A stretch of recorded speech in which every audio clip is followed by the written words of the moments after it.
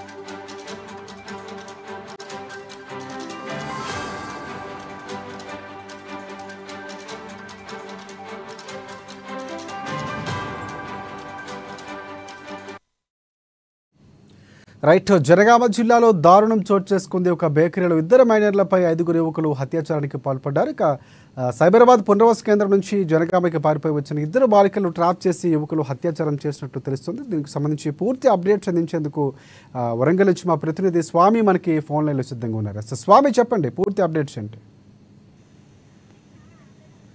Right Rajasekhar, ఉమ్మడి వరంగల్ జిల్లాలోని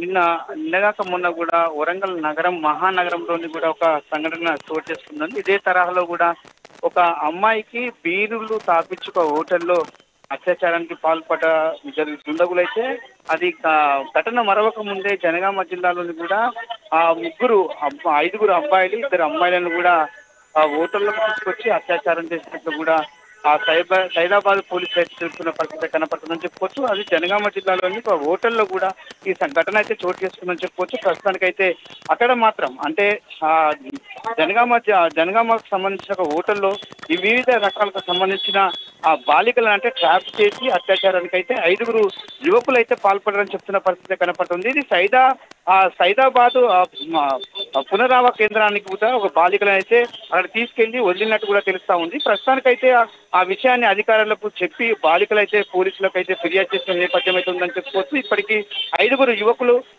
కూడా పోలీసులు అయితే అదుపులోకి తీసుకున్నారు కూడా సమాచారం అందుతుంది అని చెప్పుకోవచ్చు. ప్రస్తుతానికైతే ఆ యువకులు జనగామ జిల్లా కేంద్రంలోని కూడా ఒక బేకరీలో ఇద్దరు చూస్తున్నాం, మన విజువల్స్ లో చూస్తున్నాం, 2 యువతుల పైన కూడా ఆ అత్యాచారానికి పాల్పడ్డట్టు కూడా యువతులు అయితే చెప్తున్న పరిస్థితి కనపడుతుంది. 2 మైనర్లు కావడంతో కూడా అత్యాచారానికి పాల్పడడంతో కూడా ఆ అమ్మాయిలు అయితే మాత్రము చాలా విచక్షణ రహితంగా కూడా అత్యాచారం చేసి 5 యువకులు అయితే హైదరాబాద్ పునరావాస కేంద్రం వద్ద వదిలిపెట్టిన పరిస్థితి కనపడుతుందని చెప్పుకోవచ్చు. అక్కడ నుంచి కూడా పారిపోయి చేసి స్వామి, ఆ బాలికల పరిస్థితి ఎలా ఉంది? సో ప్రస్తుతం ఏమైనా వెల్లడించినటువంటి పరిస్థితి కనిపిస్తుందా? రాజశేఖర్, ఇప్పటికే ఆ బాలికలు అయితే ప్రస్తుతానికైతే పోలీసులు అయితే ఆ అదుపులోకి తీసుకెళ్తే పూర్తి స్థాయిలో విచారణ జరుపుతున్న నేపథ్యం అయితే ఉందని చెప్పుకోవచ్చు. ఇప్పటికీ ఆ బాలికల పట్ల కూడా వాటి సంబంధించిన బాలికలను అయితే హాస్పిటల్కి అయితే తరలించి కూడా పూర్తి స్థాయిలో చికిత్స అంటే మొత్తానికైతే వైద్యం పరంగా కూడా ఈ పోలీసు దర్యాప్తు చేస్తున్న పరిస్థితి కనపడుతుందని చెప్పుకోవచ్చు. ఇప్పటికీ ఆ అమ్మాయిలను ఎక్కడి నుంచి ట్రాప్ చేశారు, ఎవరెవరు ట్రాప్ చేశారు, ఎన్ని రోజుల క్రితము అంటే వీళ్ళని ట్రాప్ చేయడానికి ఎన్ని రోజులు సమయం పట్టిందని చెప్పుకోవచ్చు. ప్రస్తుతానికైతే వారిని ఎక్కడి నుంచి ఎక్కడికి తీసుకొచ్చారు, జనగామ జిల్లా కేంద్రంలోని ఒక బేకరీలోకి ఎవరెవరు వచ్చారని చెప్పి కూడా పూర్తి స్థాయిలో ఇటు సైదాబాద్ పోలీసులు అయితే వారితో పాటు కూడా జనగామ జిల్లాకు సంబంధించిన పోలీసులు అయితే కూడా పూర్తి స్థాయిలో విచారణ చేస్తున్న నేపథ్యం అయితే ఉందని చెప్పుకోవచ్చు.